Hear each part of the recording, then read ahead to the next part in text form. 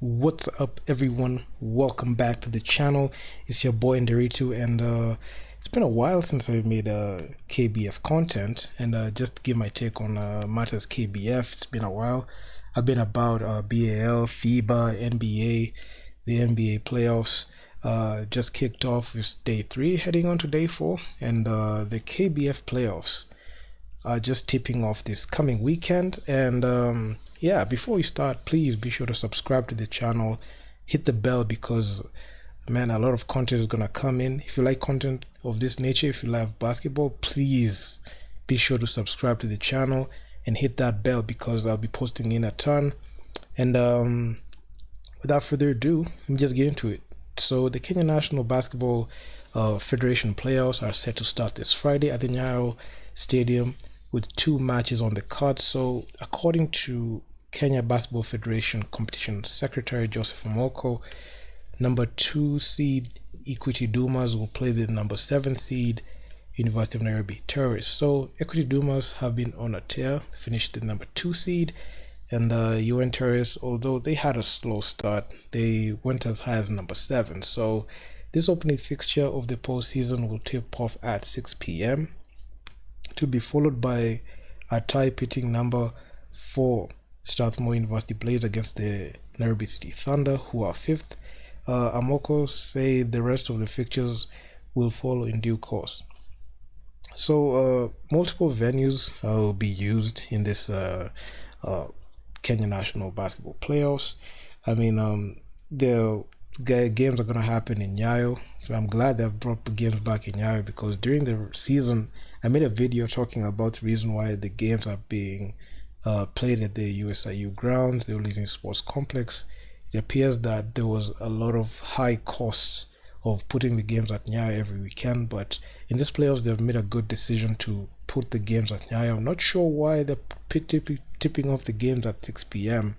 That's something that they will have come out with a statement and said that. I'm not sure if they're going to do that, but the other years' playoffs, the games usually started at 9 a.m. and ended at 6 p.m. latest. But in this case, they're still tipping off at 6 p.m. So, hey, it is what it is. So, he also named the teams that have been relegated from all 5 categories in the league, saying their replacements will be known after the playoffs. So, there are teams that weren't able to participate. Not even able to participate, they weren't able to show up in the regular season. So of course the names are going to be released of the teams that are going to advance and the teams that are going to be relegated. So teams that have been asked in the Premier League are asked from the Premier League are the Zetech University Titans and the Kisumu Lakeside in the men's category. So the Zetech University Titans never recovered from them losing Mario James, and honestly, the way they just started off in a very bad losing streak in there, and it was actually pretty difficult for them to be able to get a footing, because I believe they had the worst record. In the Kisumu Lakeside side, you could see they just also had a horrible start, and they were not able to pull through. Even they were not able to do anything significant in there. So Eagle Wings, who made history in 2013 by becoming the only Kenyan team to make a podium finish in the Africa Club Championship, were also axed. So the history-setting club were followed by Kisumu-based Ladybugs from the women's top flight. So you could see both of the teams, the Eagle Wings and the Kisumu Ladybugs, also gone like the wind. So Mustangs, Kenya College of Accountancy, KCA University, Western Delight, Footprints, Boba Blazers, and FIBA will all be relegated from the lower division. So KCA, it has just been a fall from grace. They were one time in the Premier League way back in 2021. They went to Div 1.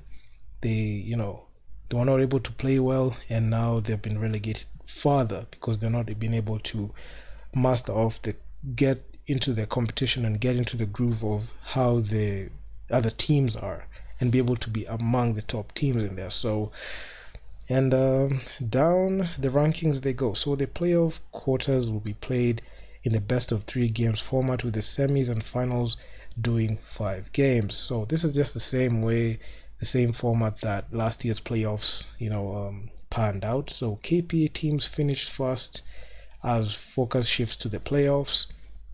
So both the KPA men's and women's side, they have been very dominant, and we have seen them making some serious noise within our borders, and also inside the continent, outside our borders, and also within the continent. As you can see, the men's side, they won the championship. They went to Road to Bal, and the women's side went to Mozambique for the Africa Women's Cup, and also KPA, the women's side, were in Zone 5. So you could see they were very active.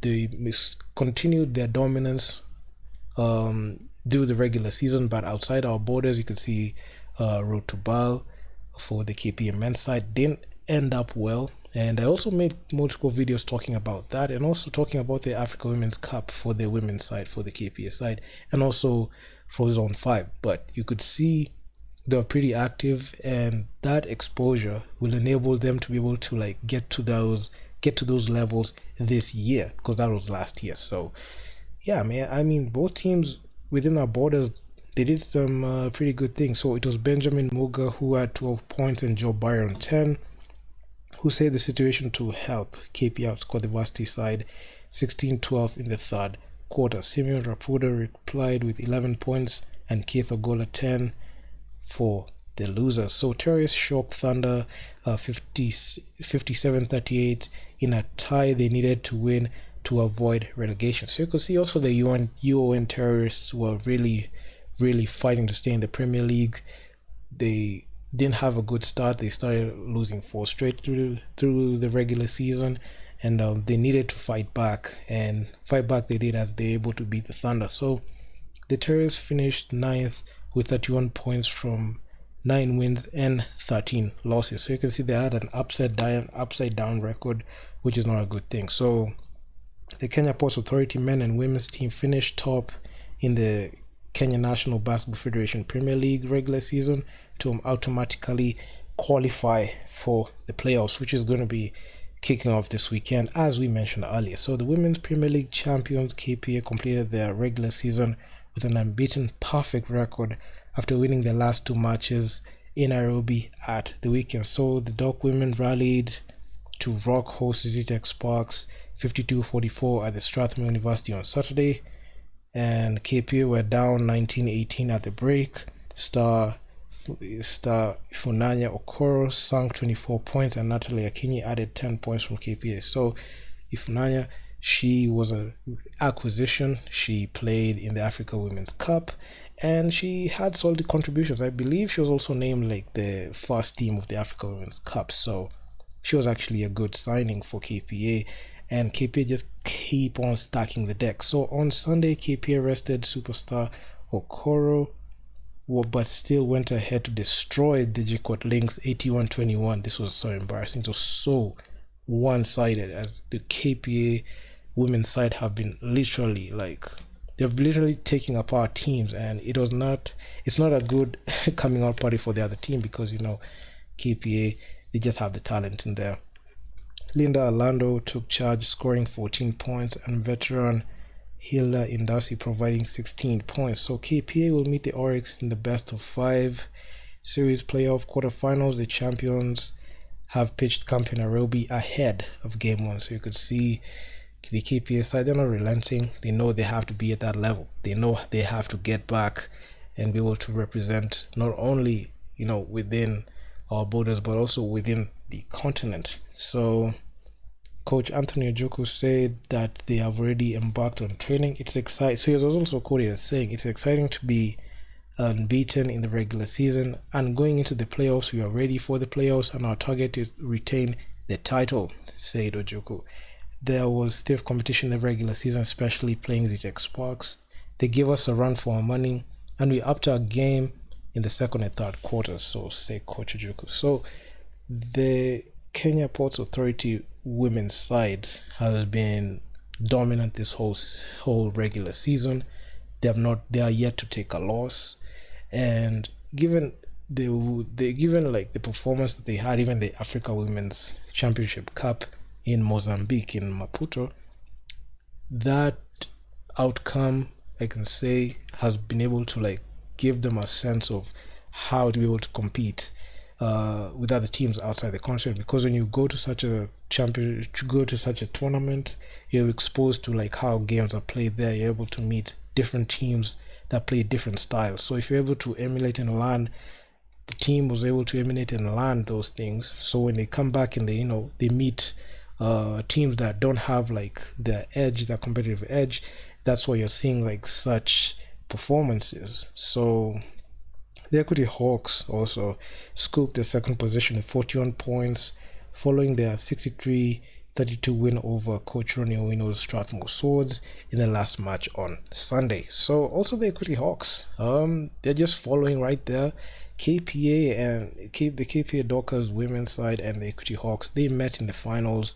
KPA beat them in 4, and hopefully you're able to see a rematch of that, because they are the team that they are the two teams that are to beat. Even I can also say that for the men's side, the KPA Dockers men's side and the Equity Dumas, they are the teams to go through. Okay, some people can say the Lindsay Warriors are in there, but we all know like the championship runs between those two teams, the KPA Dockers and the Equity franchise. So both the men's and women's sides. So yeah, it is what it is. So the ZTEC Sparks recovered to defeat Storms 60-37 on Sunday to secure the third spot with 37 points. Swords settled for 5th place with 34. But for the women's side, I can say it's just kind of different, because you have 3 teams. You have the KPA Dockers, the women's, then we have the Equity Hawks and the ZTEC Sparks. So those are the 3 teams that have the women's division at a chokehold, and a championship will be decided amongst those 3. I'm not sure if there's a dark horse team in there, because majority of the time it's always those teams that punch and make the finals, or they have to battle each other to see who's going to win that championship. So that's also the same case that was in last year's playoffs. So on to the men's side. So the KPM men also scooped their first position after they dismissed host ZTEC Sparks 59-49 at the same venue on Saturday. So the ZTEC Sparks who finished, the ZTEC Titans, ZTEC Titans who finished bottom of the table standing with 25 points, gave the Dogmen an early scare, leading 31-28 at halftime. So you could see the KPA side taking apart the ZTEC Titans. ZTEC Titans, they have not been able to find their footing in the Premier Leagues. After they won the Div 1 championship, it's just been all downhill in the Premier League, because they have been severely outclassed and outplayed in every single game. Majority of the games are like blowouts, and they're not able to like master any significant like offense to be able to like offset that. So that has been a massive issue. So I mean, it's just been an onslaught, and not many people would want to be in that situation, especially teams facing relegation is not something that is looked at as a good thing. So yeah, so the Terrorists shocked Thunder 57-38 to they must need it to avoid relegation. So the Terrorists finished 9th with 31 points from 9 wins and 13 losses. So yeah, so in another match, also the Pirates, the KU Pirates, narrowly escaped to being axed after beating the Anu Wolfpack 80-59. The Pirates ended their outings 22 outings with 32 points, where the Lakeside will be relegated. So Lakeside started off the season terrible, and this was bound to happen when you start the season on a losing note. So in the men's division 1, the USIU Tigers ended with a 58-50 record over the Mustangs, who top the 12-team table standing with 41 points. So the USIU side has been overly dominant, and I feel like they're gunning for that spot. After the ZTEC Tigers have been relegated, the USIU Tigers, they are shooing to get into that spot and be able to be in the same division as all the Premier League teams. So the Jeko Stray Cats dropped to the second position with 39 points, while Snipers are third on 3 points after beating the USIU Tigers 45-44 half a basket in the tight last matches. So that's just a roundup of like the KBF, regular season, the teams that, the matchups that are going to be there in the playoffs. But I'm just gearing towards the Premier League to see what team is going to, make the finals and also win it, because there are major implications. For the men's side, we're able to see who's going to challenge for the 2024 BAL. I know the BAL, the 2023 road to BL, the 2022 road to BAL didn't go out as planned, especially for the KPA Dockers. Will the KPA Dockers be able to go back? Will the Equity Dumas snatch that position? Will we be able to see the Ulinzi Warriors come back and be able to punch their ticket in there if they win? Because the finals last year was Ulinzi versus KPA, and it played out all 5 games, and we're just yet to see who's gonna come out. Is it the Equity Dumas? Is it the Ulinzi Warriors? Is it the KPA Dockers? Will the KPA Dockers defend and go back to back? That's what we're just gearing up to see. And also on the women's side, will the KPA women's side continue their regular season playoff dominance?